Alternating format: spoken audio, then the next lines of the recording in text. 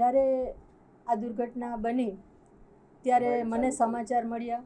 હું બહાર હતી, પરંતુ તરત ને તરત મેં કલેક્ટર, મ્યુનિસિપલ કમિશનર અને પોલીસ કમિશનર સાથે વાત કરી અને તાત્કાલિક બધા જ ત્યાં પહોંચી જાય અને જે કાંઈ કાર્યવાહી કરવાની હોય સંપૂર્ણ કાર્યવાહી ત્યાં કરે.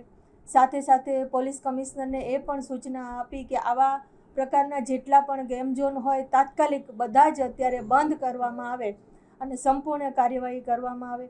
પછી બીજે દિવસે વહેલી સવારે હું રાજકોટ પહોંચી ગઈ હતી. મુખ્યમંત્રી શ્રી ઘટના સ્થળે પહોંચ્યા અને હું સિવિલ હોસ્પિટલમાં હતી. ત્યાં મેં અધિકારીઓ સાથે સમગ્ર ઘટના બાબતે ચર્ચા કરી હતી અને ત્યાંથી પછી અમે લોકો ત્યાં એમ્સની વિઝિટ કરવા પણ ગયા હતા. મુખ્યમંત્રી સાથે એમ્સની વિઝિટ પણ કરી હતી અને ત્યાર પછી બપોરના 2:30 વાગે મેં ઘટના સ્થળની મુલાકાત ત્યાં પણ હું ગઈ હતી. પરંતુ જોગાનું જોગ મને એવું લાગે છે કે જ્યારે આવી કોઈ દુર્ઘટના બની હોય ત્યારે મને ફોટા પાડવા યોગ્ય ન લાગ્યા, એટલે મેં મારા ત્યાં કોઈ પણ ફોટા નહોતા પાડ્યા. સિવિલ હોસ્પિટલમાં પણ ફોટા નહોતા પાડ્યા. ત્યાર પછી સોમવારના દિવસે મારા જ વિસ્તારના વોર્ડ નંબર 12ના એક વ્યક્તિ, તેમાં એનું પણ મૃત્યુ થયું હતું. નીરવ વેકરિયા કરીને એના પરિવારને પણ મળવા ગઈ, એને પણ સાંત્વના આપી. ત્યાર પછી મારા વિસ્તારનું કોટા સાંગાણી તાલુકાનું ખરેડા ગામ છે.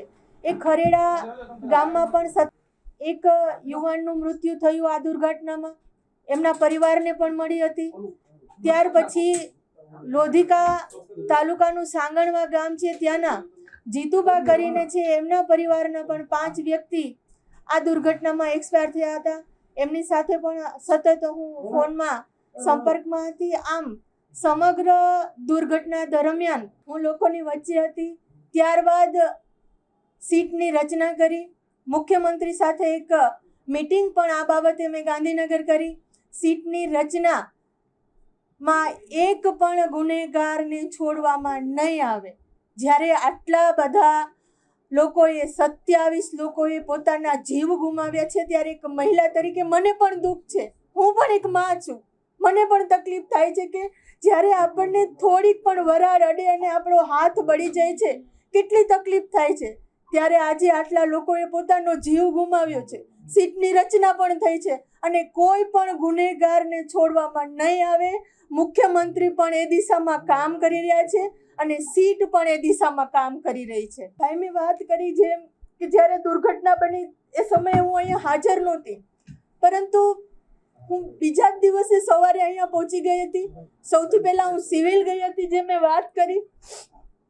ત્યાર પછી હું એમ્સમાં ગઈ હતી અને જે પરિવારને હું સાંત્વના આપવા ગઈ હતી, મને ત્યારે એવું યોગ્ય ન લાગ્યું કે મારે ત્યાં ફોટો પાડવો જોઈએ, પરંતુ જે પરિવારનું દુઃખ છે એ જ દુઃખ મને દુઃખ છે. અને અમુક લોકો દ્વારા એવું ચલાવવામાં આવ્યું કે બેન રાજકોટમાં નથી, પરંતુ જ્યારથી આ ઘટના બની એના બીજા જ દિવસથી હું અહીંયા રાજકોટમાં છું અને મારાથી બનતી તમામ કાર્યવાહી અધિકારીઓ સાથે સંપર્કમાં છું. જ્યારે ડીએનએ ટેસ્ટ થયા, ડીએનએ ટેસ્ટ માટે પણ સતત ને સતત ગાંધીનગર અને કલેક્ટર સાથે ચર્ચા કરતી હતી અને જે લોકોના મૃત્યુ થયા હતા એના મૃતદેહ એના પરિવારને મળી જાય એના માટે પણ હું સતત ને સતત ચિંતા કરતી હતી. જે સમગ્ર ઘટના છે એ ખૂબ જ દુઃખદ ઘટના છે, પરંતુ આવા સમયે એવું પણ નામ સામે આવી રહ્યું છે કે ભારતીય જનતા પાર્ટીના કોઈ એક ધારાસભ્યએ ભલામણ એવી કરેલી હતી, ડિમોલેશન અટકી ગયું હતું. બેન, જો ભાનુબેનનું નામ હશે તો ભાનુબેન શું કરશે? હું જાહેર જીવન છોડી દઈશ ભાઈ. આવી દુર્ઘટનામાં કોઈ પણ ગુનેગાર હોય ને, કોઈ પણ ગુનેગાર એને છોડવા ન જોઈએ. અને સીટ એટલે તમે સમજી શકો છો કે સીટ શું કહેવાય. અને મુખ્યમંત્રી શ્રી પણ એ જ દિશામાં કામ કરી રહ્યા છે કે કોઈ પણ ગુનેગાર હોય એને છોડવામાં નહીં આવે. આપના મકાનની સામે ટાઉન્સમાં જે સાગઠિયાનું મકાન આવેલું છે, આનું નામ આવ્યું છે, આરોપીમાં ધરપકડ કરવામાં આવી છે, અનેક મિલકત હોવાનું નામ સામે આવ્યું છે. આને કઈ રીતે જુઓ છો? સીટે જે કાર્યવાહી કરી છે એ કાર્યવાહીમાં જે પણ દોષિત હોય એ દોષિતને છોડવામાં નહીં આવે. જે કોઈ ગુનેગારો સાથે સંકળાયેલા હશે સરકાર એને નહીં છોડે. સીટની રચના થઈ છે. સીટ એટલે ભાઈ તમે સમજી શકો છો કે સીટ એટલે શું.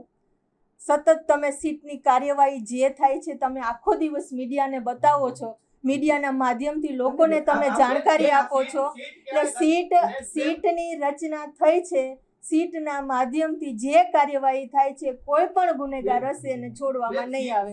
સીટમાં જે કાંઈ બાબતો આવશે એની સંપૂર્ણ કાર્યવાહી સરકાર અત્યારે કરવા માટે તૈયાર છે. કાંઈ ઘરની સામે બંગલો બનતું હોય તો ખ્યાલ જ હોય ને.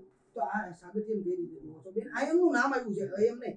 ખરેખર આમાં તપાસ થવી જોઈએ ક્યાં ક્યાં નેતાને એના ઉપર હાથ છે. કારણ કે તમે તો મંત્રી હમણાં બન્યા બેન આવી રીતે, પરંતુ વર્ષોથી ચાલતું આ 10 વર્ષથી ચાલતું આ શાસન એમનું કઈ રીતે જુઓ છો? આપણે તો નજરે જોયેલું. અત્યારે જે દુર્ઘટના બની છે ને ભાઈ, એ દુર્ઘટના પછી સીટની રચના થઈ છે અને જે ગુનેગારો હશે અને ગુનેગારો સાથે જે પણ કોઈ સંકળાયેલા હશે એને છોડવામાં નહીં આવે. જે કોઈ સંકળાયેલા હશે બધાની સામે સરકાર કાર્યવાહી કરશે. જે રીતના વાત કરવામાં આવે, દર વખતે અધિકારીઓના નામ આવે, દર વખતે અધિકારીઓ ભ્રષ્ટ હોવાની વાતો કરે છે, નેતાઓ કોઈ નથી એવું લાગે છે આપણને? ભાઈ મેં તમને વાત કરી કે જે કોઈ ગુનેગારો હશે, ગુનેગારોને સરકાર અત્યારે છોડવા માંગતી નથી. ભાઈ આટલી મોટી દુર્ઘટના બની છે, મીડિયા સુધી તમે પોઝિટિવ બધા સમાચારો પહોંચાડો છો. હું તમને બધાને બે હાથ જોડીને વિનંતી કરું છું કે તમે જે પ્રમાણે તમારી કાર્યવાહી કરો છો, લોકોનો તો મીડિયા એટલે એક લોકોનો અવાજ છે અને એ અવાજને તમે લોકો સુધી પહોંચાડો.